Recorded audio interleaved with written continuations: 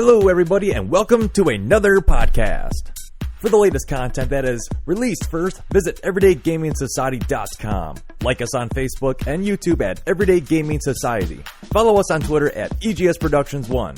Be sure to write us on any social media platform to have your comment read on a podcast. Let's start at how long it has been since we have seen each other. It's been almost to the day... Well, actually, no, it was probably a little bit before, so almost on the day of 5 months. Yeah, I mean, so going on a half a year.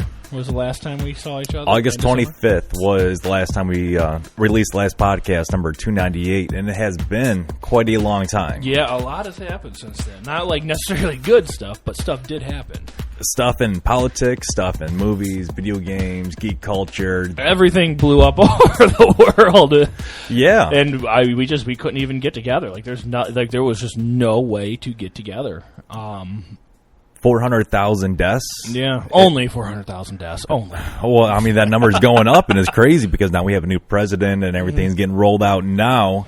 And some of the people that we lost last year. Oh, I got an email saying that I qualify to get on the list for the vaccine, actually. Oh, really? Yeah, because I work in the school district. So are you going to get the vaccine? Probably not anytime soon. What if you were forced? Would you get the vaccine? I mean, if I'm forced to get it, then technically I'm getting it. Unless you want to quit your job. Yeah, or... I don't think they'll do that. But no, I don't know. I read that there's talks of like trying to pay people to get the vaccine, so I might just hold out till they start paying people to get the vaccine. What are these side effects? I don't know. So it's interesting. I've been reading that apparently Fauci has recently said that, I saw an article. I didn't get to read the article. I saw the headline. And basically Fauci said that it doesn't look like the vaccine is as effective to the new strands of COVID that are coming out now. Right. So I don't know. I guess to be honest with you, I'm not really too concerned about it because, like we were talking before we got on air, we're both young. We don't really... I don't think we're really in the danger of getting it. I mean, I'm not getting it, but dying. And it's weird because... Yeah, have it be really fatal, because we can bounce back, at least from what the immune systems, that this does attack. Yeah, and it's like, we'll be fine. And it's weird because my job, one of my jobs, I'm outside, I'm not outside, but I'm out in stores all day. Multiple stores around people all day. And it's like, I haven't gotten it yet. Or maybe I did get it and I just didn't know. And that could be a thing. You could be a carrier. Because the last time that we talked about this, we really didn't know everything that we know now about it. And it seems day after day, we're starting to get more and more, at least, the side effects from the vaccines. And we know what the COVID does, and we know how it affects people and the different age groups and how that is. Yeah, and I mean, in fairness with it, if you're asymptomatic, I read it's extremely rare to pass it on. Extremely rare. So you could get it, not have any symptoms, and then not trade it off to somebody else. Yeah. You just happen to have the virus in your system. I'm guessing kind of like a dead virus in some ways. I don't know. But I did read it's very, very, very rare. So if you do have it and you're asymptomatic, you're not likely to pass it on. It sounds like if you have it, you're not able to pass it on. Mm-hmm. Like a portion of the Resident Evil movie, they're going to be taking you into some lab. They're going to extract all your blood. They're going to, to try to make some kind of. Well, that's why I'm not letting it known if I do have it or not. Because I could. I don't want to be abducted and experimented on. Yeah, it has been a crazy couple months. There has been a lot of games that I have played. No offense, probably a lot more than you, but you have probably seen a crap ton more movies than me. I don't think I watched. Hold on, I do have breaking news on the gaming front. Okay, what's your breaking news? I played through Gears of War 5. Finally. Years in the making. It seems like you have been trying to get somebody together to go through and play a game with you to complete it. Mm-hmm. Now, Gears of War 5 obviously didn't come out years ago, but you have finally fulfilled this goal. Did you play by yourself or with someone else? So I did 4 by myself and 5 by myself, but I waited. When I found out they were doing a patch, an Xbox Series X patch for it, an update patch, I'm like, I might as well hold off. I'm a couple months away anyway. So I used that time just to finish off the franchise, what I could. And then when it came out, the first game I played through was Gears of War 5, or Gears 5 technically. Really enjoyed it. Really, really enjoyed it. I think Kate is a great character. I really like her in the lead. I like the changes they made.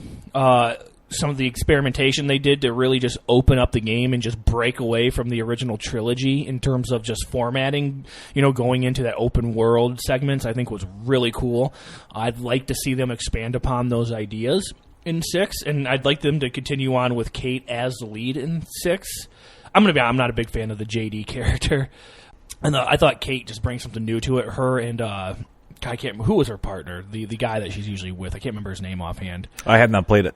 Oh, you have not played it? I have not played Gears 5. No. I don't want to spoil anything for you because there's some really cool things that happen in it. But I like the open world aspect. I need to play through it again so I can play with Batista as Marcus. So I do want to play through that portion of it. But I really enjoyed it. I liked some of the progression system they have in there when you're upgrading Jack, your robot. Really gorgeous looking game. Like the DLC you get with it. The Hive Mind Dlc. I thought that was a really cool little piece of DLC. But I thought I really liked it. I thought this was a really well done game. I thought it was really a good idea just to come in and break the Gears of War mold. And I'd like to see them keep doing more of this. Like, this is stuff that I would like to see. I would like to see them, instead of doing like 2 or 3 Gears of War games a generation, I would rather them just do like one Gears of War game that they just put a lot of effort into to, change up the gameplay and do new ideas. Kind of like Zelda, like you get like 1, maybe 2 Zeldas a generation. And if you get 2 Zeldas, it's because the first one was so good that generation that they could really just milk that idea a little bit more, kind of like Breath of the Wild 2 coming. I just like to see them kind of treat Gears of War the same way. Because I feel like this one just took Gears to the new next level. It was just so good. I really enjoyed it. It sounds like a definite upgrade from Gears of War 4 to Gears 5. How is the actual gameplay when it comes to still obviously being in third person, but it seems less clunky? It seems like it flows a lot more smooth and transition from one item to another when it comes to playing on the battlefield and you just having to go and dodge for cover. That's what I'm looking for. Yeah. So I feel like Gears of War has always been kind of built around set pieces where you go from one area to the next. I think breaking this up into the open world segments has allowed that to kind of eliminate that predictability. But when you start getting into the gun battles, I feel like there's more options on the battlefield in terms of interacting with the environment. I feel like your aiming is smoother than ever. I feel like just the all-around gameplay is probably as tight as it's ever been. I feel like having the more open options of how you can interact with the environment versus the enemy makes it feel more interesting. It's a more organic shooter now.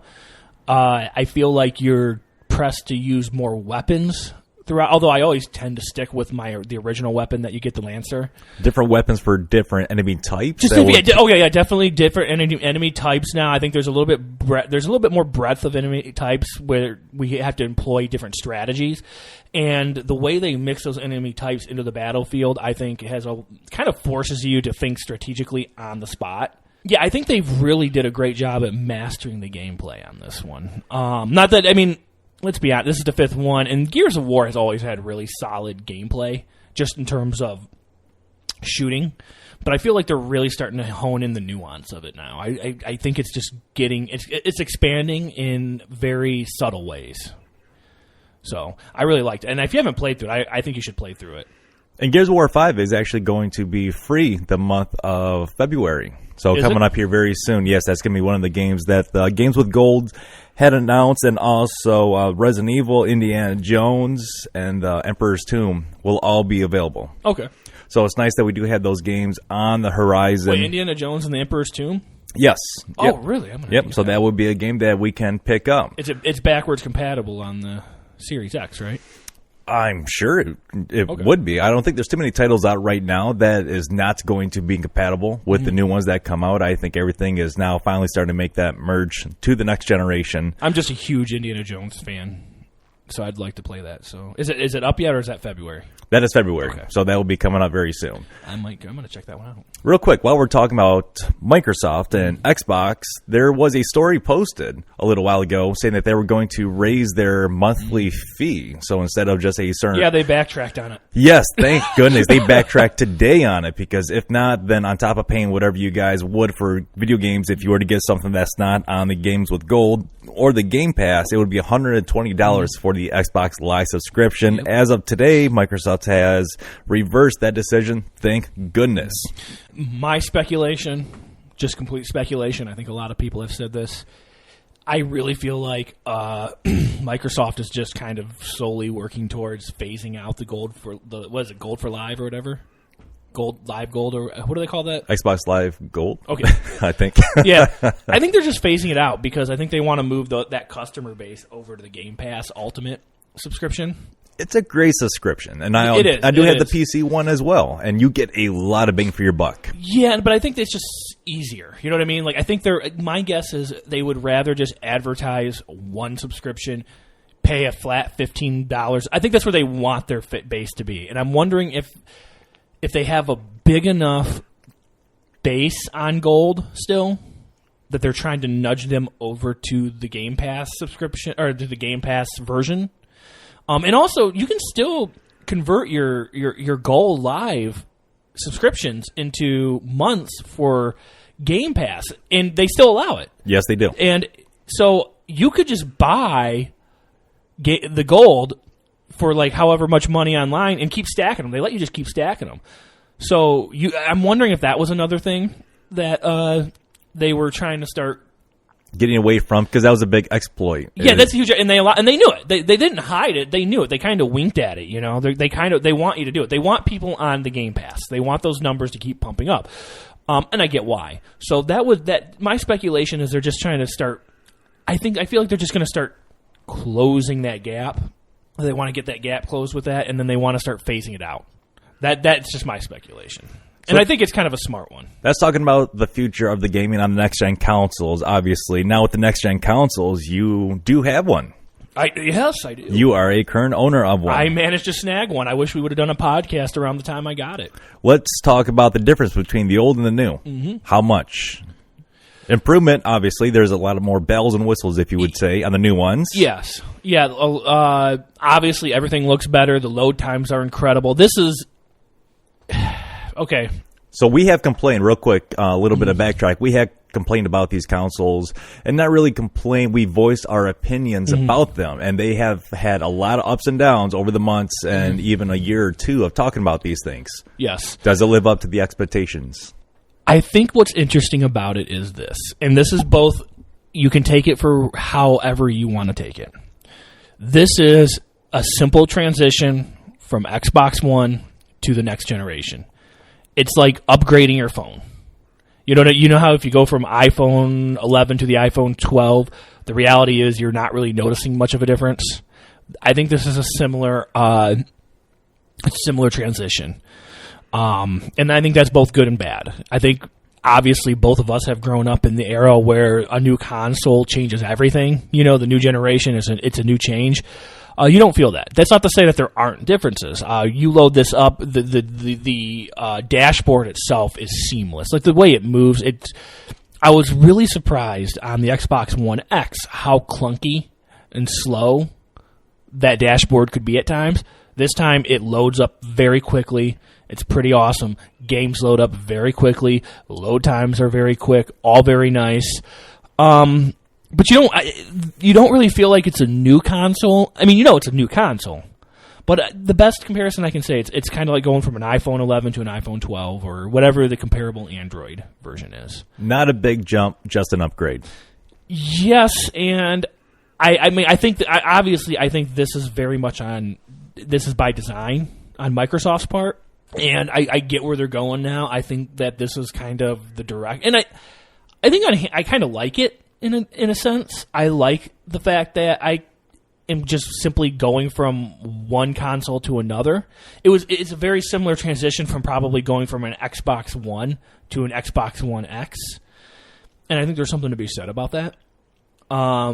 I don't know what the PlayStation upgrade is like, but I mean the one I think negative of this though is you don't really have any Xbox One or Xbox Series oriented games. You know what I mean? Like they're all cross-gen. On the flip side, I kind of like the idea that your library carries over. You know, I like it. I mean, if you like the Xbox, they're creating an Xbox ecosystem, and I think it's very smart. And I think this is a continuation of that. I think it's a lot like an iPhone or an Apple where you're in the Apple ecosystem or you're not. You know, and I think that when you're in the Apple ecosystem, you're investing, and that's what they want. They don't want you to be just invested in an iPhone. They want you to want the Apple Watch. They want you to have that MacBook. They want you to have an iPad. They want you to be signed up for their subscription services. And I think that that's kind of the way Microsoft is going now, obviously with like stuff like Game Pass, and that's what they want. I think the Xbox is now just considered a device more so than anything. And I think it fits in that. I think it's a really solid purchase. I don't know what the Series S is like, but if you're out looking to get into the Xbox family, I'd highly recommend I would recommend an X right away. So that's just my thoughts on that one. I don't know about the S. You'd want to do the research on that. But if you have a 4K television, you should just get a Series X. And you did pay the standard price. You didn't have to go out and... I pre-ordered. I managed to snag a pre-order on Amazon. Good. So I wouldn't go pay for scalpers. No. $1,200, $1,800 for one of these consoles. Nah, I wouldn't do that. I still don't think we have the full potential yet out of these next-gen consoles because games are still being made and developed for these games specifically just for the consoles. Yeah, no. I mean, we're so far out from these being even tapped, like the full potential. Apple's been talking about virtual reality now, and Microsoft, I'm sure, is finally going to jump on the bandwagon this year. It has been talked about for a long time for Microsoft. If they are able to release it on the new Xbox and new system, do you think that it will be able to hold it? Say again, I'm sorry. I got distracted. A message popped up that I had to respond to. Oh, that's fine. So the virtual reality for Microsoft, when and if they do release it, if it's going to be this year, do you think that the new console is going to be able to hold its own against everything that Microsoft is going to throw at this thing? Or Apple? Or are they going to break it? Well, I think Apple's going to have a solid item once it's out. I just think it's going to be a much higher price point. Because you said with Microsoft has it, but you mean if Apple? No. I'm talking about Microsoft. So I was just saying that. I feel like Microsoft hasn't really shown a lot of interest in doing virtual reality right now. So you think they're going to be done at least for this year too, possibly next year? Something, maybe another console upgrade that can run it? I mean, if the PlayStation 4 can handle virtual reality, then obviously the Xbox Series X can. I just don't think it's in the cards. I think they realized with the Xbox 3. When did they bring out the Kinect? Was that an Xbox One? I want to say early? That was a 360 into Xbox. Yeah. You remember that time where they wanted to have their fingers in every pie in the gaming world? You know, they wanted to be everything, and then it turned out they weren't really good at it. Like, they weren't good at any of it. And then they spent the entire generation of the Xbox One kind of focusing in on just being a platform for hardcore gamers again. Yeah, I think they realize that they don't want to spread themselves too thin. You know, it's weird. Microsoft is seen as this behemoth of a corporation, but in a lot of ways, Microsoft isn't particularly great at any one thing. But when they focus in, they get really good. That's just kind of how they are as a company. They're not Apple. For some reason, Apple's really good at just spreading. Like, when they spread thin, they're really thick still. You know what I mean? Like, they do all that stuff really well, whereas Microsoft just simply doesn't. But when they hone in on something, they're really good at it. And I think right now, they just don't see a viability in virtual reality. Because I don't think they were really impressed by the PlayStation virtual reality. I personally wasn't. I played it with a little bit of Resident Evil 7. I got motion sickness, actually. I could only play for like 20 minutes. It made me sick. And I remember I was playing it at my friend's house, and I'm so happy. Because I almost did buy virtual reality just to play Resident Evil 7 this way. But I decided against it, thankfully. And then my friend ended up getting it, and I played a little bit of Resident Evil 7 at his house. And I was blown away at just how ugly Resident Evil 7 looked in it, you know? Like, it looked like I was playing a PlayStation 3 game. And I know PlayStation 3 games are not necessarily ugly. It's just, I went from playing Resident Evil 7 on a 60-inch 4K television, you know, on PlayStation 4 Pro, to playing what looked like a PlayStation 3 version, you know? And that was a huge downgrade for you visually. And I was happy that I didn't make the purchase for the virtual reality headset. And it's not cheap. No, it was not cheap. It was pretty expensive when it came. How much was it? It was like a few $100s. It was a few $100s, almost like the price of a new console. Yeah, it was a few $100s, and it was just weird. I little things like really turned me off to it when I was playing. And not just the motion sickness, obviously, that did. Like, I never felt motion sickness on virtual reality before. But that time I did. Okay, so you remember the intro where he's going beneath the basement in the water, and as you go through, the body pops up? Like, for some reason, it does like a transition in virtual reality mode, like a fade to black transition between those moments, and it doesn't really mean anything in a lot of ways, but it just took me out of the moment. Whereas it's just a seamless. You're walking in the water, and the head pops up and scares you, and you just go through, and you go through the door. For some reason, there's just a transition there. I don't understand why. It kind of took me out of the moment when it happened. Probably not able to make that come into virtual reality. I'm wondering if there was like a load issue there with the headset, and they needed to have like a buffer there. And after it just took me out. It was like, that's weird. Why? I'm sure there's a technical reason why, but when stuff like that happens, it just removes you from the experience. When I was playing The Elder Scrolls on virtual reality, and there were a few key points, even from the very start of the beginning, that are missing or altered, and they're changed to probably better fit the actual device. And it makes a lot of sense. You don't want to push something out there and have it break, have it be just utter crap. And especially nowadays with social media, everybody's going to just one star it and nobody's going to buy it. You're not going to make money off of it. But when you transition to, let's say, Oculus, so we do have the PlayStation VR version, and now for the PC we have Oculus. Yeah, there's a huge difference, and it's almost like on a broader spectrum, because it's almost two totally different things, although it's the same thing. You put a lot more time and effort into updating the PC, obviously, than a console. You're buying a console and everything is good for 10 years, whatever you want to call it, before it becomes a paperweight. PC, you constantly have to upgrade, so you are going to be with the latest bit of technology if you want to experience that. So with the Oculus, something as simple as boxing VR. Love it. It seems flawless, but also with the PC comes some more issues, like with Minecraft. So with Minecraft, you have to purchase a different edition, and then you have to worry about the updates, and it has to merge with your accounts.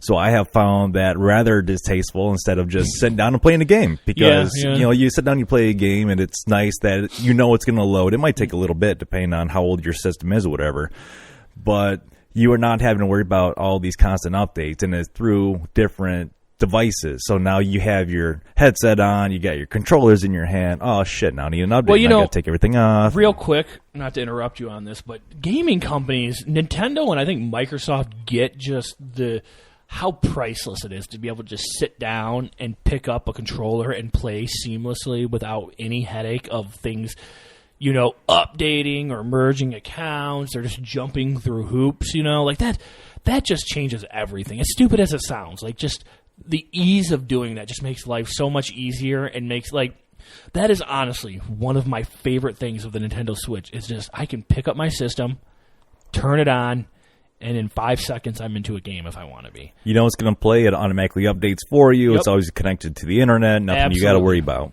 Yes, and same with the Series X. Xbox One X was really good about it, but the Series X is awesome about it, where you just turn it on, it loads up quickly, you're back in, and it just makes life so much easier. Were you ever getting into the beta programs that Microsoft Xbox will offer? No. Okay. All right. Because if you do something like that, obviously you're going to have a little bit more issues and probably a bad experience for it. But it's a beta issue. Exactly. If you're going into that, you should know that's what you're getting into. You're doing it to yourself. Yeah, you're doing. You can't complain at that point. You're getting into an unreleased product at that point. So, but yeah, I get it. Yeah. Other games besides Gears 5, have you been playing? Oh yeah, Assassin's Creed Valhalla. I have been seeing you on that. How many hours are you logged in now? I've played probably dozens. I'm not playing it anymore. It pissed me off. Okay, so what was the tipping point for that? I don't know what happened with the autosave feature, but so normally it goes into quick resume mode when you turn off. Well, one day, a couple weeks ago, or about a week ago, it didn't go into quick resume for whatever reason, so I had to reboot the game. And for some reason, the autosave feature quit saving a couple days prior, so I lost hours of progress. And my problem with something like Valhalla, with Assassin's Creed, is there's just so much shit to do. And a lot of it's just repetitive stuff. And you know, like they're okay games, right? But you know there's a really great game in there if they just focused in more. But they just have so much shit to do. Like at one point, there's just too much to do. And these worlds are just too big to explore. But yeah, after that happened, I'm like, instead of levels, you get skill points. And my level or my skill point power was at almost 300. And then when autosave fucked up on me, it put me back to about 150. No kidding. Yeah, hours was I would have walked away too. I'm not doing it again. I'm not doing there's just too much garbage you got to go through to get there. You know, just hours and hours of repetition, running through towns to find loot, to upgrade your weapons, and go through and do mini quests. Like, I really, really wish this company would just hone in on the stuff that works in these games and just go with it. But they have so much shit to do in these games. There's just too much to do. For a replay value, that makes it good, though. That's a lot of bang for your buck. If you're, I agree. There's a lot of bang for your buck, and I understand people probably. There's got to be someone listening to this where like, what the fuck, dude? There's a lot to do. You know, you want to get all you can for your money, but it's all just like copy and paste. You know, it's like every continent or area you go in is going to have this type of quest. They're going to have loot all over. They're going to have all this wealth that you got to pick up. You got this, you got that, and it's just all over, and it just becomes repetitive and boring. And it's like, I would rather they cut all of it in half and just focus on making all that stuff really good.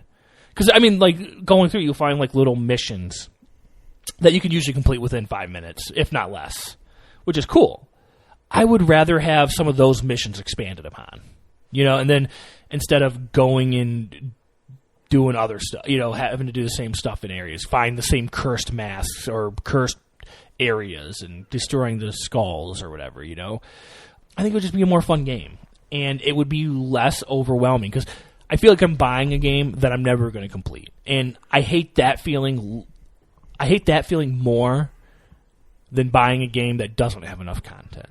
Does that make sense? Yeah, I would much rather have the game that has so much that I can always come back to instead of a game. Let's say, let's do a Call of Duty title that has only multiplayer, doesn't have any kind of story, no kind of campaign, and you have to have a dedicated server. You have to have somebody that has the on switch flipped for those servers to all be on, and once that switch goes off, you can no longer play it. It's basically junk, is digital garbage at that point. Yeah. So I'd much rather have something I can always revert back to and play a little bit here or there. When it comes to that, though, that would make me kill the game off completely for a very long time. There's a balance, dude. They have to strike a balance with these because, like, the core story is really fun and cool, and there's really cool stuff in there. But by the time you get to raiding another area, it's like, all right, we've done this a million times. Like, it's the same concept. You got to break down the door, shoot the chains down of the drawbridge, you know, go and damage the big arrow machines that are crossbow machines that are on the, you know, walls. And it's like, it's repetitive. I'd rather they go through and make each of those raids, the big ones, more unique experiences. Little things like that could be expanded upon. And I think it would be a more fun game because of it. And I don't think anyone would miss half the content. And I do admit, I like that it kind of, they find ways to have you explore the area, which is cool because the worlds that they're creating are really fun. And it seems like they're really hell-bent on getting you to explore. And I think that's why they just have so much to do. Well, obviously, to give you a bang for your buck. But it feels like I'm on the fast food line, you know what I mean? Like of game making, where it's like they're just trying to get as much in and then they're moving along to the next game. And of course, they are now taking a couple of years to make a game instead of releasing one every year. Yeah. And that is a big plus that they turned around. And it's a good thing that they did do. Now, when it comes to a game like that, I like variety. And I am really going to follow my own sword by saying that because I've been playing Fortnite now for multiple seasons. And it's basically the same game, copy and paste, adding some more crap in there. And, they just call it an update, right? Mm-hmm. But I cannot see myself spending hours, even 100, even 200 hours on a game like that and still not be able to get that enjoyment out as I would from another game. So I can't see myself picking it up and getting to it and just finding, like you said, the end of the game. Yeah. Grand Theft Auto 5, it took me, I want to say a very long time, months to get to the end of that game, just the actual storyline. And obviously you're never going to do everything in the game because there is just so much to do. Yes, and and I know there are probably people out there that do everything, and it's like, I don't know how they find the time. And I put hours, and the only reason why I've been able to play it as much as I have is because I'm working from home for one of my jobs. So it's like I don't have the time to do it again. And I don't have the patience to do it again either. Like I said, I really wish they would just go into the next Assassin's Creed, focus on the stuff that works, cut down on it, expand upon some of the gameplay. I'd like to see them like Valhalla. There's no reason to be stealthy in it. You know what I mean? Like there's no reason to stealthily raid a castle or a fortress because you'll spend 20, 30 minutes doing that versus walking in and killing everybody in 5 minutes in a fight. You don't get any kind of extra XP, no kind of progression towards skills. You get extra XP no matter which way you go. Like if you kill them a specific way, you get extra XP. You do get extra XP if you stealth kill. You get extra XP if you shoot them with an arrow in the head. I mean, there's multiple ways to get extra XP even outside of stealth. So, I mean, just time-wise, you might as well just go in and just walk around and kill everybody, I mean, and then just gather up all the loot. Like, it just makes no sense at all to stealth kill. Unless you're one of those achievement hunters to where you want to go through and get it to where you have to probably stealth kill on every raid, then that would take an absurd amount of time. But people out there have probably done it. What other games? What have I picked up recently? I picked up some other games. There was a game, it's a Metroid-style game, and you essentially, you're obviously traveling in space in your ship, and you crash land, and the guy gets stuck, so he sends his cat out to save him, and the cat gets into like into a mech. It plays like Metroid. A cat. Yeah, it's really funny. It's fun. So how many hours have you put into this game, then? Oh, I beat it in 3 or 4 hours. It's a really short game. Okay. Is it an indie game? Yes, it's an indie game. As far as I know, it's an indie game. And it's one of those... It's really fun. The cat... You control the cat in the actual suit, or like sometimes you have to get out of the suit, and you have to be careful because if you get hit, you die. And then you'll find like submarines and stuff that you can travel in. So there's other contraptions that the cat can get into. So you do have to leave the suit. You cannot stay in the suit the whole time. Well, yeah. I mean, there's times where puzzles require you to be out of suit. Sure. And then you can find upgrades for your suit. And it's more like the original Metroid. And it's a really fun game. It's like 3-4 hours. And it's really a quick game to play through. I had played through it in 3 or 4 hours, and I had found everything. So finding all the upgrades and stuff are really easy. It's not particularly a hard game, but it is fun. It's really weird and quirky and out there, but it's really fun to play. So I look it up. Maybe if I Google it, I'll get an idea of what it is. Oh, Gato Roboto. And you typed in game with cat? Yeah, game with cat and mech suit. It literally brought it up. Thank you, Google. It's on game. It was on Game Pass. I highly recommend if you're into Metroid style games, download it. If you got Game Pass, you have nothing to lose. I had a lot of fun playing through. I really hope they do a sequel to it. It was really fun to play through. You have been playing, or at least you have played Doom Eternal. I have not played Doom Eternal yet. I thought you did. No, because I was waiting for a Series X patch. I know it's on Game Pass, but I thought they were talking about a Series X patch. If there isn't one, maybe I'll just download it and play it. But I thought there was one coming. Well, check and see, because if so, there's a ton of collectible guides that I've been doing for every single level. Right. That is a very fun game. I do enjoy it. World of Warcraft has been still every single week putting out broadcasts and streams on Twitch for that. Obviously, since we have talked last, Mixer is dead, so that's no longer the streaming service that we use. It is on Twitch, EGS Steve.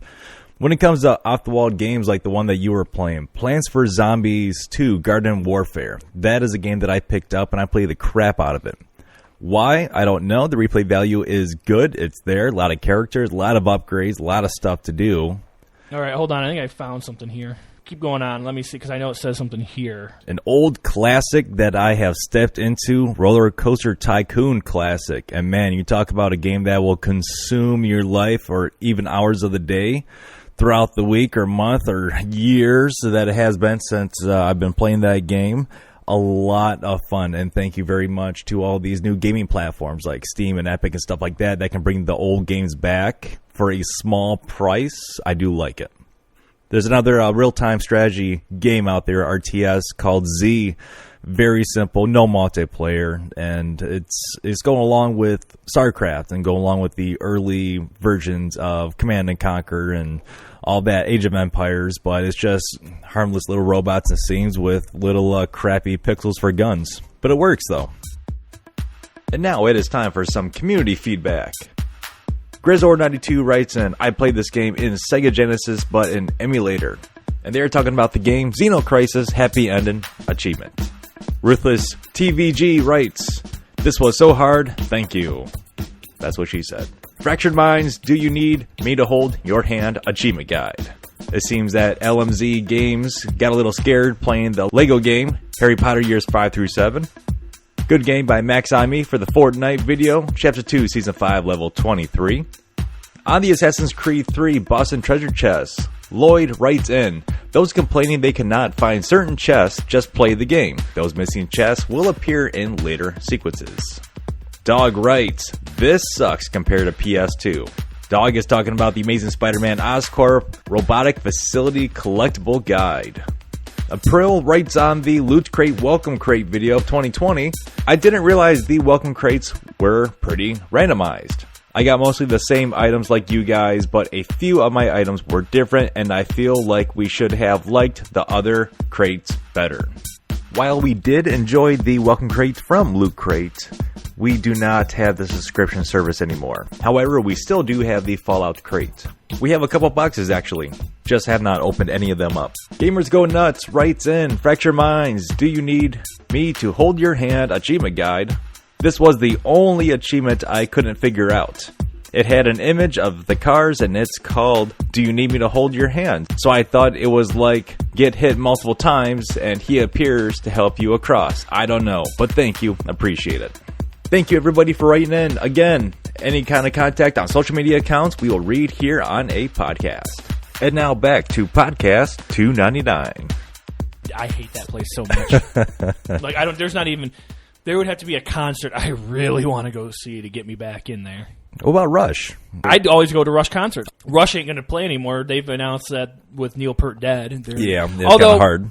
My prediction is Rush will end up, Geddy Lee and Alex Lifeson will tour and play the music of Rush still. And they'll just have a full band, which I think would be a great idea. I wouldn't be mad if they released music as Rush still. Because I'm sure Neil Peart has a lot of lyrics written up still. Music without the tour? Well, no. So this is what I'm thinking, is if they're going to release music, because they hinted recently that there was going to be something that they would do, whether it was together or apart. But I have a feeling they'll work together. And if they're going to release music together, then like I said, I'm sure Neil Peart has journals of old lyrics that he never used. They could use that to pull from and work with. Just hire like studio musicians to do drums and stuff. And I wouldn't be mad if they released it as, because Geddy Lee and Alex Lifeson would do the music, and Neil Peart would do the lyrics. Could you release it as Rush though? Yeah, I think you could. Yeah, I think you could, because you're not replacing Neil Peart. I mean, you could bring people in to fill in for them. Right. And then just, when you go live, just do the music of Rush, and then you get yourself a full band. Like, Geddy Lee doesn't need to play both bass and synthesizers anymore. He can hire someone to do synthesizers. You can get an extra guitarist to come in and play some of the songs, too, Pull in people to do some of the just make some of the songs that had multiple instruments be a little more fuller live. I think the audience would like that. Like the music of Led Zeppelin. Yeah, similar. You could do that. So that's what I'd like to see. Well, I don't know what'll happen, but I do think they'll do something together. And I would be fine with Rush continuing on in some form if they don't blatantly replace Neil Peart, and I think they can do that. Then you got bands like AC/DC. Malcolm Young obviously passed away a couple years ago. And then the singer has some issues with hearing, couldn't do any more shows, or else he would be going completely tone deaf. Well, in fairness to that, he was a replacement of a replacement, right? Originally, and then he got replaced by Axl Rose, and then which I regret not going. That's the one concert I actually regret not going to. Axl Rose as the AC/DC singer. Really? Yeah. I'm not a big Guns N' Roses guy. But I just think it would have been cool, because it's kind of a rock and roll history thing there, it's like one of those power bands. Yeah. You don't have this happen very often, and then on top of that, they played a lot of Bon Scott era stuff with him, and I prefer the Bon Scott era, so I would like to have heard that. And did you hear any of it? Of Axl Rose with AC/DC? Yes. I thought it was all right. And then even Angus Young will come on stage, and when Guns N' Roses was playing with, Slash, and when Guns N' Roses did a whole lot of Rosie. Yeah. So that was really cool to see the collaboration between the bands. I thought that was cool. I wish they would at least release, because I didn't get to go see them. I only saw like YouTube clips. I wish they would at least release a live album, a compilation of, or a couple of them even now. You can just put them on Apple Music or up on streaming services in general. I wish they would at least release those so I could listen to them, because I'd like to hear good quality of it. Because what I heard I liked, and I like the fact that they really hit upon a lot of Bon Scott era. So I'd like to hear some more of that. Actually, did you listen to the AC/DC album? I was going to bring that up. Yeah. So AC/DC obviously is back in the works when it comes to being in the limelight of your radio stations and CDs and digital downloads. So possibly we're going to be talking about a tour here very soon. And it's obvious everybody is up there in age. Lost Malcolm Young a couple years ago, like I talked about. We got one of the original drummers back in there. So there was, a decade ago, the murder for hire charges or something that he was hit with. Then the bassist quit. We already talked about the singer. And then Angus Young has always been there just supporting the band and AC/DC from the very start. He is the band. Yeah, he is, the devil and whatever you want to call it. I do feel like it. At this point you should kind of include Brian Johnson as an original member to some degree. To some degree, yes. He's never going to be Bon Scott. He even said, I'm not trying to replace him. Well, you're not. But, I mean, to me it's a lot like, it's similar to, like Dio and Sabbath. Even Ozzy admitted that Dio is Sabbath as well. You can call them both Sabbath. That's fine. And I think you can do the same with Bon Scott and Brian Johnson. And there's no doubt about it. Back in Black is not just the best AC/DC album. Even if it's not my favorite, it's not just the best AC/DC album, but it's probably one of the best rock and roll albums ever made. And the mad respects that it paid to Bon Scott. Yeah. That is one hell of an album. I feel like they've probably struggled to make good music since then. They've done some good stuff here and there. I don't mind their new stuff. It sounds nice, and it looks nice to see what they sound like and to see what the age they are now. So these are the golden years that we have to really pay attention to, and I hope that they're really documenting everything that's going on if they do go back on a tour, because that's going to be something like the Motley Crue Dirt. It's going to be like an Elton John. It's going to be a Queen movie. Something's going to happen to where they can make it into something, and it can be a beautiful film. I'll say this with the new AC/DC album. I thought it was actually pretty good. It sounds like AC/DC. Well, the past few albums I've listened to of theirs, just AC/DC kind of rides on just kinetic energy, and that energy just wasn't there in the past few AC/DC albums. That and the same guitar riffs. yeah, like it wasn't there. This new album I think was pretty good. I think the new album kind of picks up. Like, it starts off pretty mediocre. It pulls off some of your typical AC/DC riffs, but man, once you get into that album, it's got some good stuff on there. There was one song on it, and actually I listen to it all the time. Let me pull it up here real quick. And I'm not like a monster AC/DC fan or anything, so... But, like, you kick off on this album, and the first couple songs kind of sound too similar, like your typical AC/DC song. I think if they rearranged the tracks a little bit, they probably would have gone over a little better for me. But, like, once you get into, like, Through the Mists of Time, that's a really good song. Kick You When You're Down, man, that's got some groove to it. I love it's got that bluesy guitar riff on there to start with that you would hear from an early AC/DC song. Yeah, it's actually a pretty solid album and probably one of the better albums they've done with Brian Johnson over the years. Hats off to him. I was kind of in the boat that they originally, it sounded like they were going to have Axl Rose be on this album, and then Brian Johnson came back. Yes. I would have been more interested to see what they would do with a new singer, but, I think Brian Johnson brought it. I don't know if they are planning to continue on eventually, because from my understanding, Brian Johnson's significantly older than the rest of them. I think he's like 10 years older than them. So he's probably at the point to where he wants, a piece of him wants to retire, I'm sure. And Angus Young is pretty young still, actually, in a lot of ways. Really? I want to look up his age because I think they're all pretty well up there to where they should be retired by now. Brian Johnson's 73. Alrighty. Yes, you are correct about that. It's time for him to hopefully get to retirement before the road kills him, like Tom Petty. Yeah, but I'm sure obviously he likes doing it. Because hell yeah. He keeps coming back. But I was really looking forward to see what they would do with Axl Rose. You know who else I think would have been a really good replacement? And actually, I think would be a cool idea if AC/DC chooses to continue on without Brian Johnson eventually. I think it would be cool if they just do like a new singer every tour or album. If they would just pump out more music, obviously. But, I'd love to see like Lizzie Hale sing for him. Did you ever hear the Hailstorm version of Shoot to Thrill? No. It was actually pretty good. She'd be a really cool choice for them to sing for him. A different song that we have listened to for years on, and it's been out for decades now, is done by Twisted Sister. Mm-hmm. And there was a stripped-down version of a song that Dee Snider did, and it was done with the piano, and it was a very sad take of the song, We're Not Gonna Take It. Mm-hmm. And it's surrounded by cancer and all of that.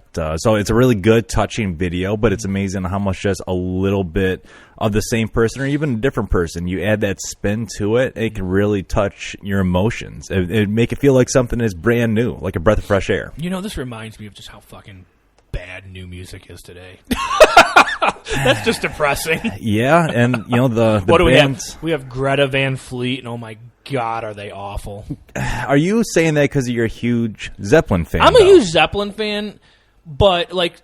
And they're a local band, so it's not like, we should be hating on them too much. I don't have issues with them. Greta Van Fleet, I think they're nephews of my former science teacher, because she's always posting about them on her Facebook. But no, the thing I don't like about them is, at first I thought they were genius, because I heard their first EP they put out, and I'm going to be honest with you, I thought they were a parody band. I honestly thought they were like a parody band of 70s band. I'm like, oh my God, these guys are fucking hilarious.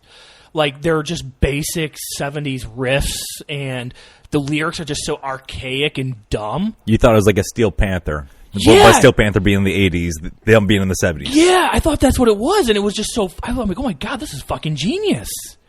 Like, he sounds like an off-key, nasally, scratchy version of Robert Plant, and I thought like he was poking fun at him, and I'm like... These guys are fucking hilarious. These guys are great. And I was literally showing them to friends. I'm like, I think these guys are a parody band. And then you thought, holy crap, they're taking themselves serious the whole time? Yes. Like, I read an interview. Like, I read not an interview, but I read a review.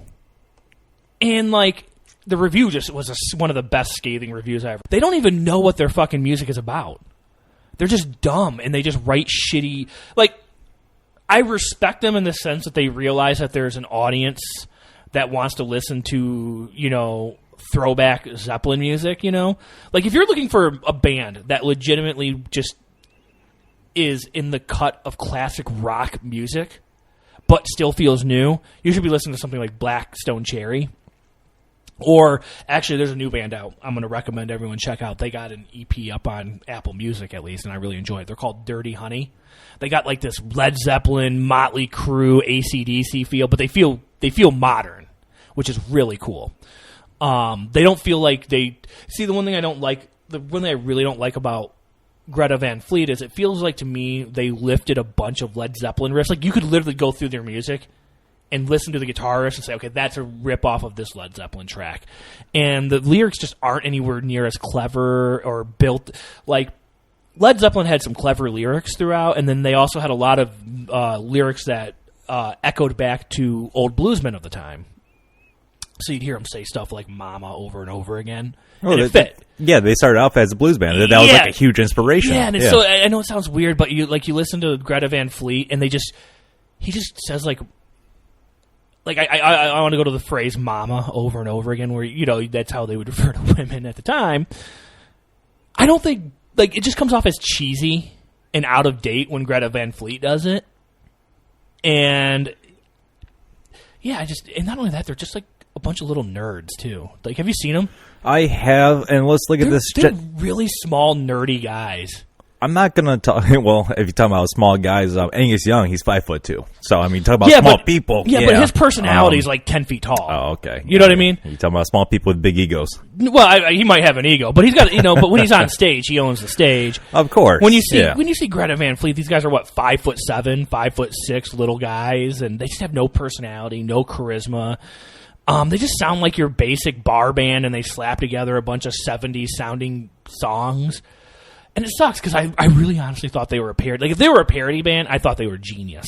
But when I found out they were real, I was like, oh, fuck. They could become a parody band if things really go south. Well, they technically are a parody band. Yeah, they are. They're just not marketing themselves as a parody band. I think they're good if you take out the comparison with the band Led Zeppelin. If you don't have Led Zeppelin next to the next CD they're going to play in line, or however that works with you, if you're just talking with somebody and you want to recommend a band, I still think it's a good band for this modern day of classic rock. And I use that in quotations because what do we have for classic rock? Well, I mean, if you're looking for classic rock, go listen to classic rock. Well, I'm talking about but new if you're modern looking age, for modern day stuff, I recommend Blackstone Cherry. They're really good. I mean, and none of those guys can actually play their instruments really well. Have you ever seen them live? I have not, no. Oh, they're a great band. The first time I saw them they've been around a while now because they started young. Okay, you talking a decade? Why? Oh, no, they've been around since the early 2000s. They started they're still young guys, technically. They're around our age. They just broke big really young. And their first album was really good. I picked up their first album at Best Buy on a whim because one of the guys on the CD cover... And just for people that listen, CDs were these little round discs that hold information. You put them into a player. Before digital, after cassette. Yeah. But one of them was wearing a Led Zeppelin shirt. I'd never heard of these guys before, and I just bought it because he was wearing a Led Zeppelin shirt. And I ended up just loving these guys. And then they ended up coming to the Machine Shop over in Flint. And this was on their first album. And they played... It was just them, I think, pretty much. And it was just like 20 people watching them. And they just tore it up. Like, I've seen them like 3 times since.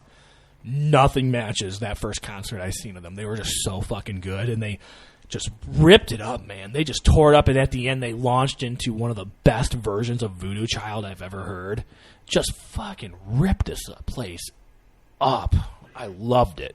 And I think Hendrix is like Zeppelin. You really have to play it. You got to play it well. And if you don't, you're going to get destroyed. And people are just really going to never let you live something like that down. Yeah. Well, Voodoo Child is just one of my favorite jam songs. So I love it when a band can take Voodoo Child and do something unique with it. And, obviously Stevie Ray Vaughan is probably the pinnacle of covering, yes. But that's probably the only person that has given the golden ticket to do Jimi Hendrix stuff. Well, let's go as far as saying as this. When Stevie Ray Vaughan played your song, it became his song. So, Voodoo Child is both a Jimi Hendrix and a Stevie Ray Vaughan song, as far as I'm concerned. And that's awesome. But, Kenny Wayne Shepherd, he just kind of does a riff of the Stevie Ray Vaughan version, which is cool. But, man, Blackstone Cherry, that version, because they tune their guitars down to C sharp. And fucking, man, that thing just tore down the house on how they. I wish they would release. They have to have like a live recording of some of their earlier shows. I'd love it if they released some of that stuff because it was so good. And it's amazing when you go and see bands like that, and it's a very small crowd. You said about 20 people, right? I mean, yeah. Now they can probably fill out a small little venue pretty good, but and usually they would tour around now with bigger acts. Sure. With like Leonard, because I seen them open for Leonard Skinner a few years ago. I've seen them open for some other bigger acts too, or they tour with like Hailstorm or other mid-sized rock bands. But yeah, at the time they were just opening for. They just did their own show. They might have had an opening act, but it was their show. It was their show. Yeah. Yeah, and there was maybe 20, 25 people there. And it was so fucking good. It was really good. All right, so we got off on a very long tangent about music. So let's get. I know. We did a little music there. It felt nice. Yes. So let's get back to video games. Let's talk about Blizzard. They merged with a new company, and they are planning to remake Diablo 2. Yeah, that's been on the rumor block for a while. Yes, that it has. I don't get why. What's the point of remaking Diablo 2 when you got Diablo 4 coming? You know.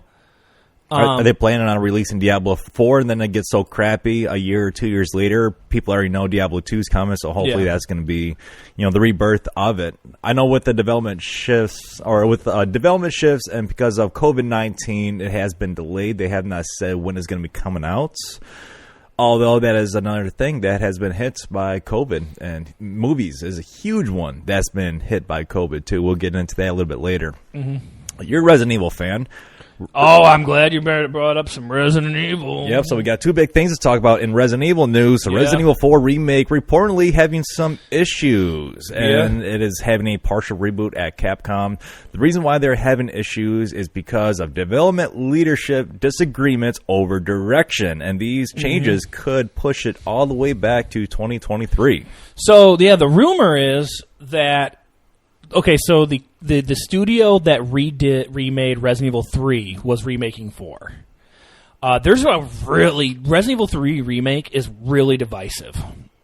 There are fans that are mad that so Resident Evil 2 is a pretty by-the-numbers remake in a lot of ways. There's some changes. Well, I mean, you still got Nemesis. They did take a few things out. No, I mean, there's a lot changed in Resident Evil. Let me be upfront. I love the remake of Resident Evil 3.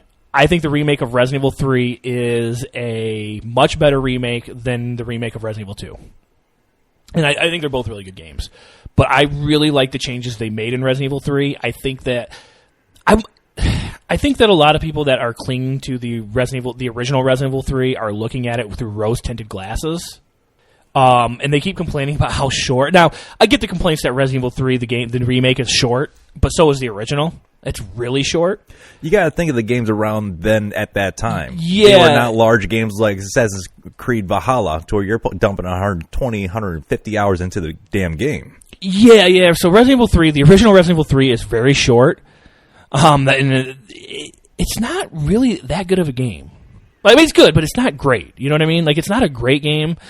I think with the remake, they made it feel like a more complete campaign from beginning to end and story-wise. I think the changes they made to Jill are phenomenal. And I think that you see this, there's always a backlash amongst fan base where they just they view Jill as like an avatar. Like, personality-wise, there wasn't really much difference between Jill and Claire, per se, in terms of characterization. But with like the remakes, I thought they did a really good job at giving Claire a new personality. She's a 19-year-old girl. Now in Resident Evil 2 Remake, she feels and looks like a 19-year-old girl, which is awesome. She's kind of unsure of herself at times. She still has that maternal instinct, but then she kind of crushes on Leon a little bit. And that makes sense. Why, if you're a 19-year-old girl and you're thrusted in that situation and you're seeing this guy kind of taking charge and taking care of you, you're probably going to crush on him a little bit. And there's nothing wrong with that. And I think it works. It really helps, I think it obviously there's never been a relationship between the two of them. But I think it added a layer to Claire that needed, like, personality-wise. And then Jill, the game kicks off with her suffering from trauma from her experience in the mansion. That series never really explored anything like that. And they kind of dabbled in it in the remake of 3 where, she's already experienced this and she doesn't want to again. And she's dealing with PTSD from it, And I think that goes a long way. And now she comes off as a classic badass female character in the same way Ellen Ripley was. You know, she's taking charge, she's kicking ass, but she's vulnerable at all times, and she's not afraid to back down, and she's trying to survive. Like, her personality is she's in survival mode throughout. I really like that change, and I like the fact that there was this weird thing I noticed with complaints about how, well, Nemesis should have been more like Mr. X was in 2. And it's like, no, he shouldn't have been. Because they already did it in 2. You know what I mean? Like, they literally took Mr. X in Resident Evil 2 and turned him into Nemesis. So they had to do something different with Nemesis in the remake of 3. You had to. You can't repeat that. So they made a smart decision. They did a little bit of the Nemesis will track you down a bit, but they didn't overburden you with it, which I think was a really smart idea. Instead, focusing on high action, really well done set pieces that came off as really thrilling. So, excuse me. So you did have these. It did harken back a little bit to the action era of Resident Evil, like 4 through 6, but it was really well done. They were organic scenes and set pieces. Really cool stuff. And it really explored Jill's personality throughout it. And then the added lab at the end of 3, I think, was a great addition. And I think the added end there really, I feel like, really tightened up the story for Resident Evil 3. If you were to ask me, I feel like Resident Evil 2 and 3 should have just been bundled together in one remake package. But generally speaking, I do think Resident Evil 3 is a really good remake. The gameplay is tight as hell. The boss sections are really fun. I think Nemesis, even though he's not constantly following you, he's a little bit more, well, a lot more prevalent and part of the story with the way they handle him as an action set piece, which I liked. With you saying remake, I do believe you are correct with the remake, because they also have reboots, and everybody's going to be a little bit different when you're asking this question to them. What is a remake versus what is a reboot? With them saying reboot on Resident Evil 4 and them having issues because they are changing it. Oh. I'm sorry, I went on a tangent because I feel like I need to defend Resident Evil 3 because my buddy Mike just looks at 3 with, like, he's mad, like, well, the clock tower's not in the 3rd game. Okay, so what? Just because the clock tower is not there doesn't mean there isn't good sections in the remake of 3. That's just as fun. And it's just a clock tower. It's not a huge staple of the game. Yeah. Like, you battle Nemesis outside of a clock tower still, but they opted to do something else, and it's fun. So the word is that the studio wanted to go in and redo, just change 4. I'm in the mindset, look, Resident Evil 4 is probably as perfect of a game as you can get. I'm going to be honest. I played 4 already. I don't mind if you're going to come in and do new things. What's the point of remaking it? Like, I don't need a 1-to-1 remake. So you want a fresh feel? Yeah, I mean, at that point, like, if your argument is, well, why don't you just do a new game? And I agree. Just do a new game. Resident Evil 4 has already been done. And I don't think necessarily Resident Evil 4 is in the need for a remake right now. But if you're going to remake it, I don't have a problem with you going in and changing things and making, keeping within the spirit of Resident Evil 4. Keep in that spirit. I'm sorry. No, it's funny. I've been trying not to hold back laughter. I know. I'm hearing it too. So the dog's over here in the corner snoring away. Yes. Oh my Lord. I mean, anyway. I don't mind it. Like, what do you do? And I feel like people are going to be underwhelmed. Like on paper, they're thinking, I want a 1-to-1 remake. Or I want to remake that closely resembles 4 as close as possible. What's fun with that? Just newer graphics. Yeah, I think people are going to just be underwhelmed by that. I mean, there's going to be the audience, well, that's what I want. Until you get it. And then you're going to be like, well, why didn't they just do this? Why didn't they do that? Resident Evil, like the original Resident Evil remake, isn't a 1-to-1 remake. It's a remake. It's a remake. It's not a reboot. Yeah, exactly. It's not a remake. I mean, so if you're going to go in and do Resident Evil 4... Resident Evil 1, the remake, really dove in and pulled out some of the choices and decisions they cut in the production of the original. So I wouldn't mind if they did that with 4. Go ahead. Go pull some of those ideas in and put them in, Do some new things, I'm fine with it. Stick to the spirit of 4 and do some unique stuff with it. Might as well. What's the point? We got another Resident Evil game on the horizon. Yes. It's going to be coming out this year, May 7th. Already pre-ordered it. PS4, PS5, Xbox One, Xbox Series X and S, and PC. If you have a PS5, you can play the demo right now. The demo does not have any combat. It does not have a lot that you can do. However, you can see how beautiful it is, and that's really what they're trying to showcase. Obviously, you're looking forward to it because you already pre-ordered it. All right. I don't know. Do they call it Resident Evil Village or do they call it Resident Evil 8 now? It is officially Resident Evil Village, but with an 8 in the middle. Yeah, better known or not as in the middle, but the start. Resident Evil 8, basically. You'll be odd and you'll be interested to know that there's nothing that they've shown that has excited me per se. Like, I think it looks good. Oh, the graphics look amazing. Like, everything looks sure. good. I like the new enemies. I like the direction. It looks fun. I look forward to playing it, but I'm not like dying to play it. So, I like the way it looks. I like that this tall woman has taken over the internet. But yeah, I'm looking forward to it. I think the only thing that kind of doesn't really get me as enthused is I thought 7 had an excellent setting, and I really liked the way the setting looked. They did Resident Evil. What makes a great Resident Evil game isn't just the characters, but they turn the setting into a character. Like the mansion in Resident Evil 1 is a character. Oh, yeah. The police station in Resident Evil 2 is a character. To me, the house and the estate on the plantation and stuff in 7 is a character. So I haven't quite gotten that feel from Resident Evil 8 yet, but I look forward to it. I like the enemy types. Some forms of zombies make a comeback. Werewolves are in there now. You got bugs flying out of your skin. Yes, you got bugs all over the place. It looks fun. It looks like a cool game. I look forward to see where it's going to go. It looks like it's end. I didn't know there was an end to the Ethan Winter story, but I guess Capcom decided there was, and it needed to be told. And I guess originally this was a Revelations game, and then they changed their mind. So, yes, they changed their mind in making it a mainline game.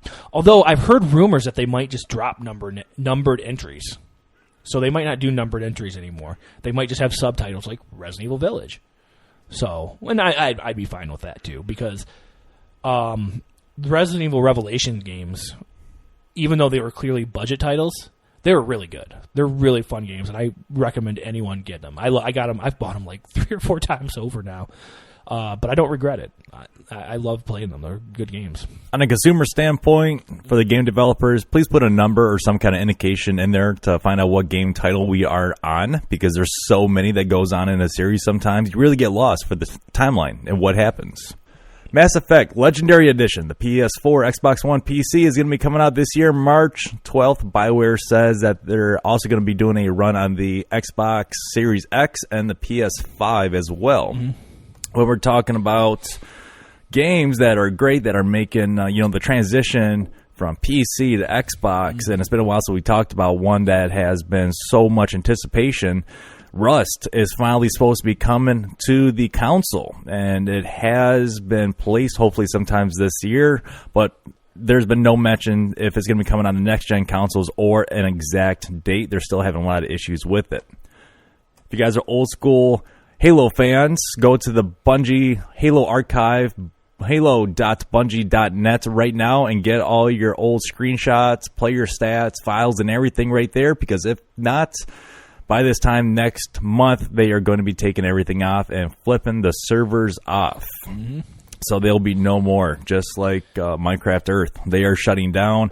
Everybody who has done microtransactions in that game, this is kind of cool. It will turn it to the Minecraft in-game currency, which are mine coins. So they will distribute that to your marketplace. And then if you have purchased Minecraft Earth, which is the augmented reality mobile version, you can get the Minecraft Bedrock Edition for free. So that is a nice thing that they're doing since they are shutting off the servers. Do have PUBG is going to be coming out with a game this year. It's supposed to be a new Battle Royale style game. No mobile title is going to be set yet, but it is supposed to be on the mobile device. And then next year is going to be a PC and big console game release. I really don't have a whole lot more to say in the video game realm. A little bit of a geek. Jump into the movies? Yeah, we can. I want to talk about this real quick. So a lot of people, obviously, we spent a ton of time at home. A lot of us watching YouTube and all this kind of stuff throughout the COVID shutdown and whatever it might be throughout the holidays. People have spent this is insane, 100 billion hours watching gaming content on YouTube. Just gaming content. And 201 billion views was on Minecraft alone. Wow. Holy crap. Minecraft is becoming the number one speedrunning game, too. Is it really? Yeah. But what are they speedrunning, though? I guess the dungeon aspect of Minecraft, because there's levels and all that. I don't know anything about Minecraft other than you build stuff, but I guess there is an end game. Like, you go and fight a dragon at the end, and it can be done in, like, 20 minutes. 20 minutes? Yeah, they have these games down to a science. The original number one speedrunning game before that was Mario 64, and they beat that game in just, like, 15 minutes sometimes. So, and I mean, there's different tiers, like 1-star tier, 16 stars, or 120 stars. So I'm sure there are multiple tiers for Minecraft completion. But yeah, that's becoming a really quick, big popular speedrun game. There's a guy on YouTube I follow named Carl Jobst, and he does a really good job at doing speedrunning videos, at creating them and kind of explaining things through. And I recommend you look him up on YouTube if you're interested in that sort of thing, because he covers a lot of speedrunning games from Mario 64 to Doom to Minecraft.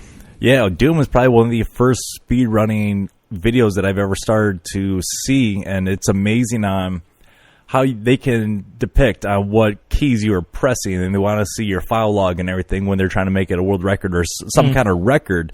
And it is unbelievable how they have these hacks and these mods that the game can basically do it for you, and it looks like you're kicking ass, but really it's just a computer thing. But geeks and nerds, they are fantastic, and they can pick apart a game. It's crazy. Oh yes, yeah, it's amazing, and the game can't even be out for more than a couple hours, and they already have everything broken. Watching some of the Resident Evil speedruns is incredible. Just the way they everything's down to a science on these sort of things, and it's an incredible thing to watch. I mean, the way they pick apart games. I mean, Resident Evil 3 Remake was picked apart just hours after release. They started routing it and figuring out, like, what is the fastest, way to get from point A to point B. And they start looking at invincibility frames and reactions to getting caught and touched by enemies and all little things that you would never think that would just save them, like, maybe 3 or 4 frames that end up adding up to, by the end of the game, 10 seconds of saved time. So it is a science. If you ain't first, you're last. All right, when it comes to the last thing of the Geek Tech News, a box of Pokemon TCG booster packs, which is the original, has finally been sold at a trading card game expo, really. And it was shrink-wrapped. It was first launched in 1999. For the amazing amount of, not for how much it sold for. It sold for $408,000. Holy crap. That's just under 400 cards that you get. If you have $408,000 just chilling around, would you go buy the original booster pack for Pokemon? No. Nope. I cannot believe it seems like the Pokemon cards are coming out again as something that's back to being a collectible, and a huge collectible that's widely known. And people are just... I don't know if it was because of Pokemon Go that what sparked Pokemon to get back in the limelight, but they're just kicking ass and making a lot of money still. Yeah. All right, let's talk about some movie and TV news. The way this industry has shifted. I mean, last time we spoke back in August, it was shifting, and then it just shifted again since we last spoke. I mean, it is crazy what is going on in this industry. Like, where do you even want to start? Let's start about Peacock. All right, so we started to talk about Peacock, that it was a streaming service that was just now coming out through NBC. Obviously, it's in full force now. We spent a lot of time watching The Office on Netflix. By the way, I signed up for Peacock to watch the Saved by the Bell reboot. Okay. Yeah, really good. Really good show. Really, really good show. Really smart to make it a little edgier and gear it towards an older audience. I think the single camera setup was really smart. Watch it. I recommend it. I think people will like it. And they're going to continue on with the show, or is this just renewed recently? Oh, they did. They renewed it for a second season. Good characters. I really like it. There's my favorite character on there is, actually, believe it or not, there's a trans character on there, and she's really funny. I think she's a really good character on there. Really good show. Really liked it. It's a lot better than it deserves. Like, this is one of those shows, it's a lot like Cobra Kai in that Cobra Kai is better than it probably deserved to be. Cobra Kai, I think, is... I'm not big on the Karate Kid movies, but I would argue Cobra Kai is probably better than the source that it comes from. And I would argue that this Saved by the Bell is... And I grew up with Saved by the Bell, like watching it every morning before school. So somehow I became I've never been a massive Saved by the Bell fan, but somehow I've probably seen every episode of the original series and the college years, so I'm pretty well versed in it. I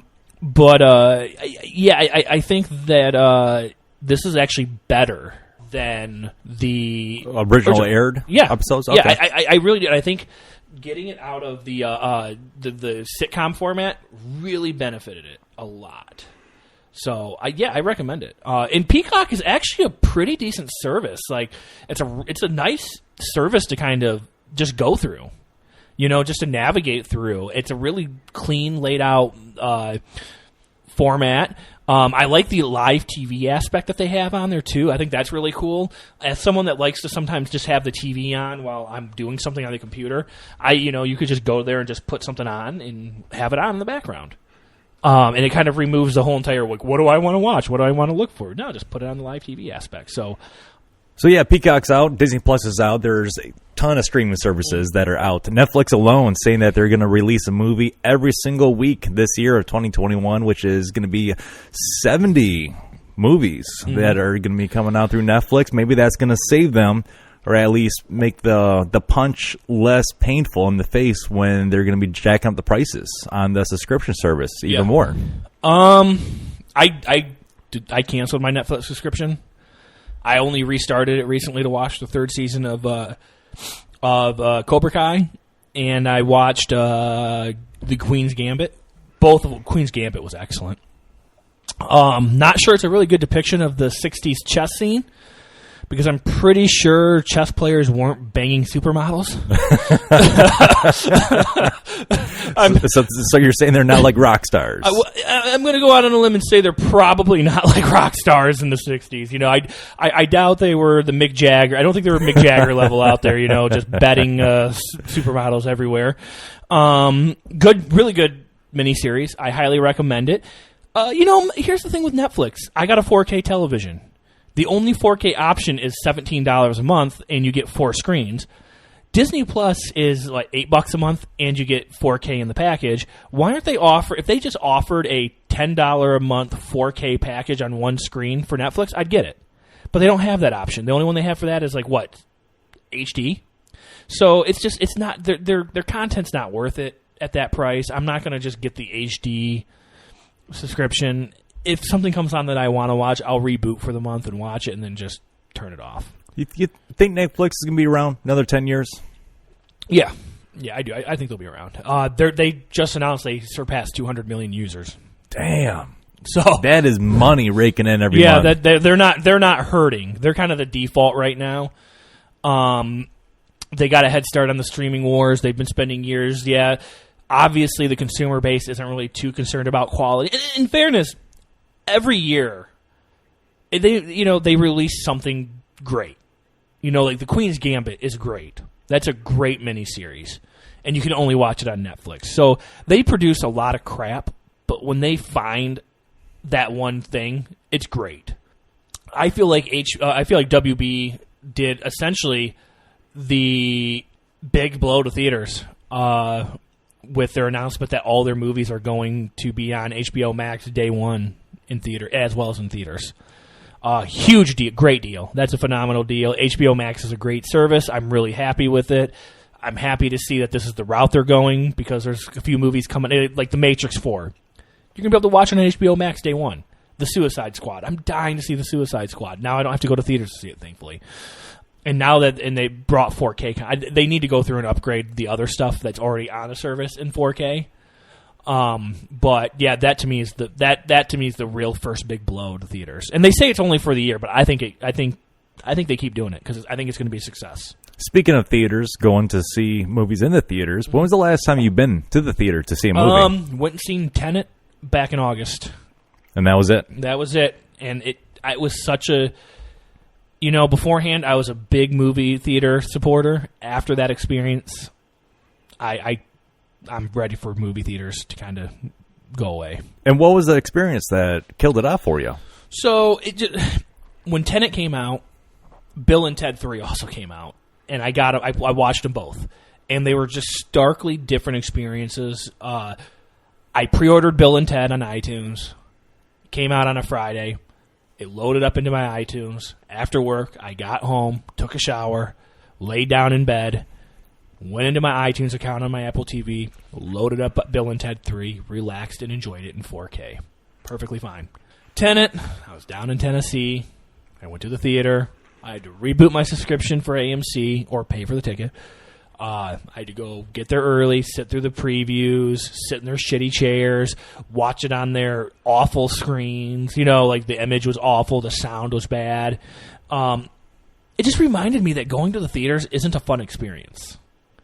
You know, you were also out of state at you're not your local theater. Yeah, but I mean, which means what I'm trying to say is you're at the mercy of what the theater quality is, right? You know, I mean, and not only that, if you're watching Tenet in a regular theater, you're watching it in a 2K resolution.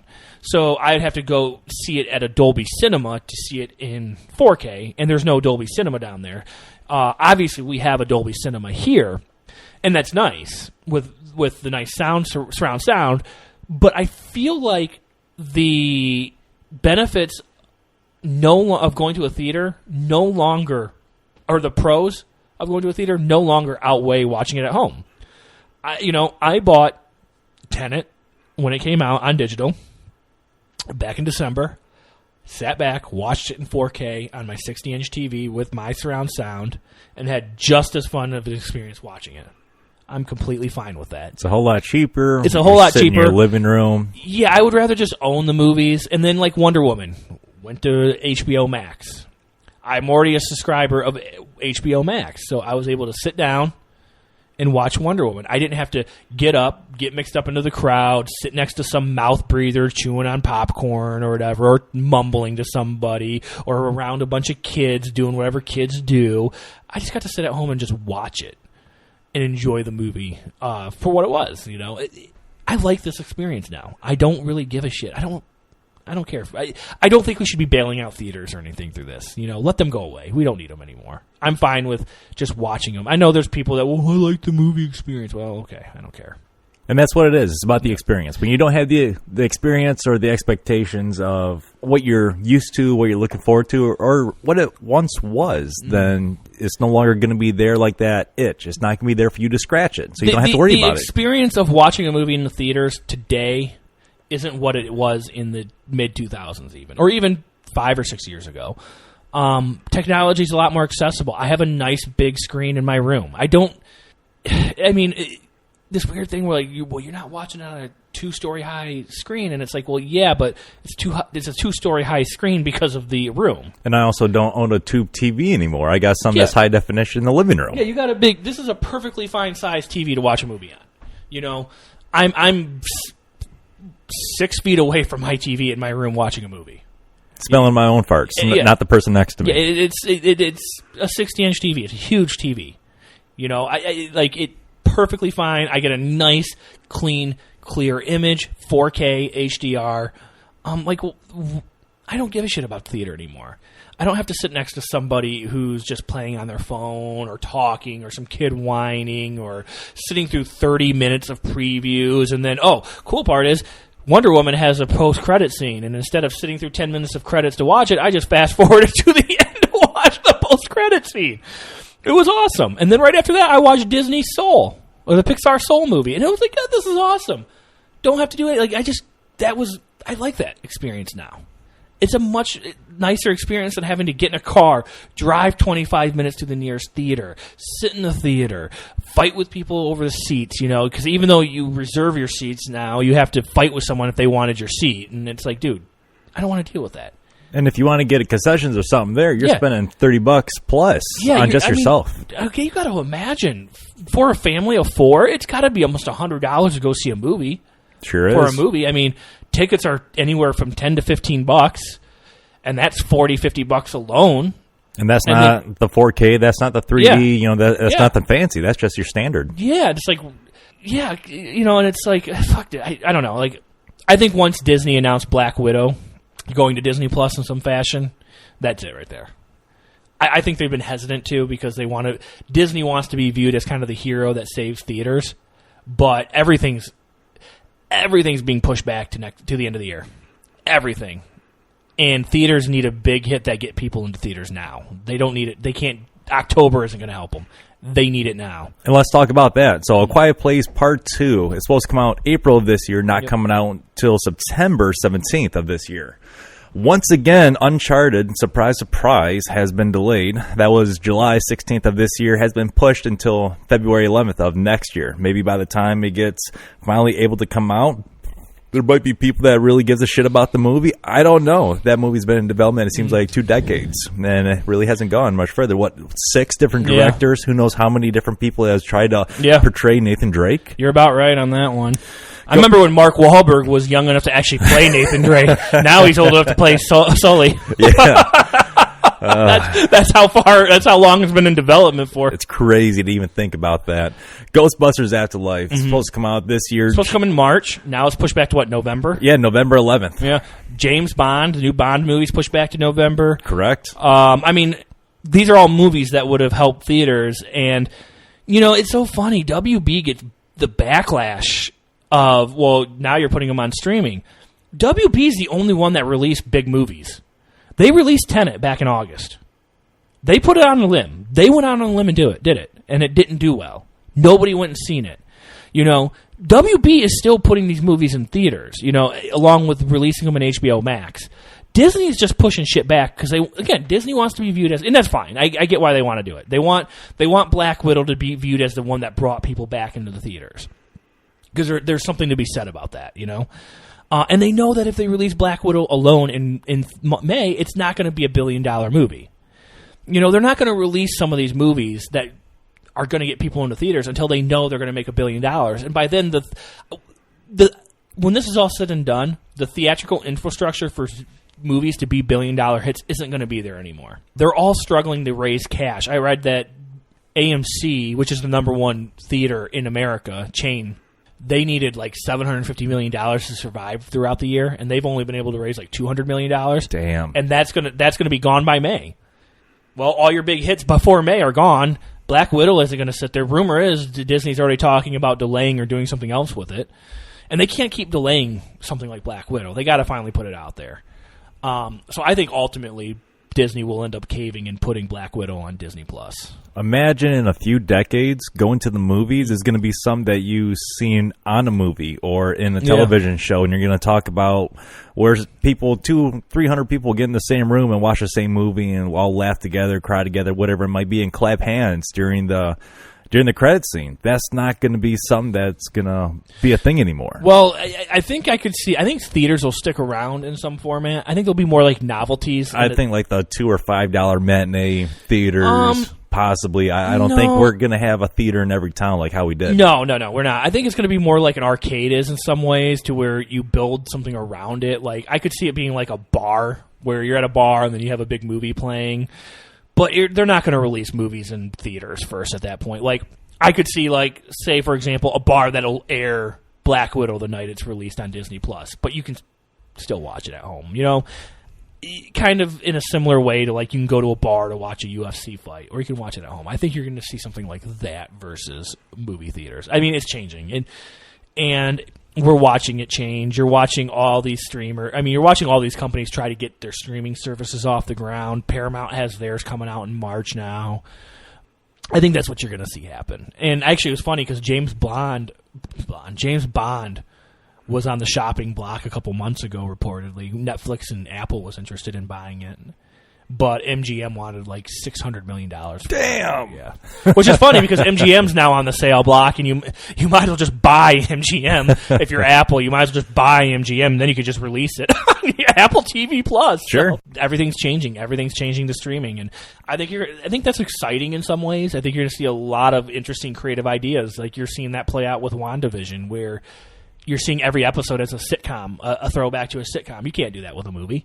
And it makes it unique and different. I think you're going to start seeing more unique ideas that come with it. So, but yeah, I think theaters are on their way out. Do you have anything else you want to talk about? I'm trying to think of what, I haven't watched a whole lot of new stuff lately. The Queen's Gambit, I thought that was really good. I think her name's Anya Joy Taylor. She is a superstar. And I felt this way for a while. I saw, actually, along with seeing Tenet, I saw the New Mutants back in August, and she's in it. And she is, like, the movie's not good, but she is fucking amazing. She is a superstar actress. And The Queen's Gambit really just shows just how good she is. And actually, she's playing, she's taking over the role of Furiosa from Charlize Theron in the prequel for that, from Mad Max. And she is honestly a superstar. So, you should watch it just for her. She's such a great actress, you know. Between her and Florence Pugh, man, women are just killing it in acting these days. There's no guy out there that's anywhere near as good as the women are. Not even The Rock? No, The Rock. You know what's funny? The Rock runs on charisma, but he doesn't even have the charisma that an Anya Joy Taylor has at all. Like, he's not in her league. Like, she's in a league of her own. If you were to ask me the two best working actresses, up and coming actresses today, her and Florence Pugh are just in a league of their own. They're just unlike anyone else out there. They're great. I highly recommend checking out the Queen's Gambit. Obviously, I've been really surprised by Cobra Kai. I thought that was a really good.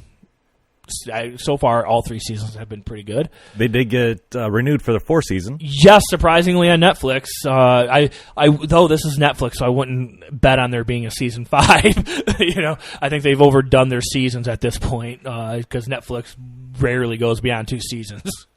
So, but it was also a YouTube original, and then it swapped on over to Netflix. Yeah, it was YouTube, and then Netflix bought the first 2 seasons, and then did season 3, and then now season 4. But I've read Netflix doesn't like to renew beyond season 2 of shows because bonuses start to increase once they go into season 3. So that makes sense. They need to have a reason that makes it a huge success. So, like, Stranger Things is a huge success. They can justify continuing on for multiple seasons. In each season, it gets more and more expensive to produce. So they have to justify that expense. And unfortunately, they've kind of become just known as that. And I think this has really hurt them a lot to where you can't really invest in a series because of that. No, I'm trying to think of what else. I mean, there's just not really a whole lot to watch. I went back and I revisited Martin Scorsese's Casino. So that was really, I think Casino's a great movie. Did you ever see Casino? The classic, right? Yeah. Yes. You know what? I'm going to be honest. I want to make a bold claim. I like Casino more than I like Goodfellas. I really do. I mean, I think Casino's biggest flaw is that it was released after Goodfellas. But I like Casino both more. Good movies. Yeah, they're both great movies. They're both great, but I feel like the pacing on Casino, it's just a rapid pacing, rapid fast pacing, and you're just involved in it the entire time. And I really like Casino. I like the aspect of, Martin Scorsese really likes just exploring gangs like the Mafia and the Teamsters Union. Have you noticed that? Like, it's interesting, though, when you get down to the stories, and even something local like Jimmy Hoffa, that has something to do with the mob, and there's so many unknowns and so many directions. Because it's underground. Yeah, but I mean, he really, it's weird how he really explores a lot of those different, he really likes these gang movements, these formations of, strong armed gangs, and not just in, the Mafia or the mob or anything like that, but, within the Casino, that's what it is. They're, almost a mafia in this movie in their own way. I mean, they come from mobsters and stuff. The Teamsters unions, they use those techniques and stuff to get their ways. And he really likes exploring that. And I really feel like Casino is just, it's an underrated, I wouldn't say it's underrated because it's highly praised, but it feels like a gem that's kind of hidden in his filmography. So I really like that a lot. It's a really good movie. I'm trying to think of anything else I've watched. I don't think there is. And there's not really a whole lot going on right now. I started WandaVision like everyone else. I loved season 2 of Mandalorian. I love the ending, The Mandalorian, like everyone else, with Luke Skywalker showing up, which I thought was really cool. So, I mean, there's some good stuff on there right now. Let's go ahead and wrap up this podcast number 299 with this from Tom Cruise. No, he's not going to be on the podcast, but I'm just going to say. He begged. Yes. We just didn't have time for him. No, scheduling conflicts and the money that he was wanting to pay us to have him on here. We just couldn't accept that much money. We said, you know what, Tom, we just need some more money, okay? And then he offered us lead roles in the new Mission Impossible movie. He was going to pass it on to us. And I was like, it was tempting, but... Well, it was very tempting, and then this came out that made us so we could not be on the set, because apparently somebody over there, since they're doing the new Mission Impossible movie, obviously everybody knows that by now, they did not have their COVID mask on, or they were not keeping their social distancing. God. So there was an audio clip that came out, and this is from Tom Cruise, not me. If I see you do it again, as in not... playing part of the social distancing, you're fucking gone. I mean, the audio's out there. You might as well just it's fantastic to listen to, and it's almost like the Christian Bale breakdown. Yeah. I mean, I think the difference is that the Tom Cruise one, I think, is clearly kind of a show PR thing. You know that. Let me put it this way. I think Tom Cruise really just wants to make his movies, and he knows that if they don't follow these safety protocols, that they have to shut down. He ain't getting paid. And I do think that he views it as, hey, we got jobs on the line. You need to follow, we need to do this or else you're going to lose your job.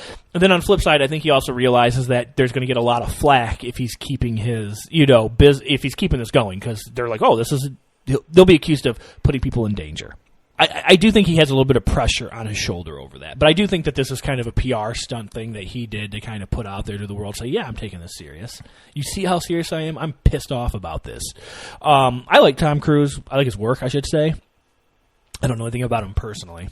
But besides Scientology and him jumping on couches and stuff. Yeah, I mean, he's had his moments over the years. Those are well documented, But I mean, he doesn't really strike me as necessarily a bad guy or anything. But I do think I think he wanted to get this out there for the world to see. Yeah, I'm taking this serious. We at Hollywood we're taking this as serious as we can. We still want to do this stuff. Don't get mad at us if we're going to keep continuing making productions. They're doing both Mission Impossibles back to back, so I get it. He wants to just make his movies. Alrighty. Until next time, everybody, thank you for listening. Go to the website. Make sure to wear your COVID mask, cough in your sleeve, and until next time, take care.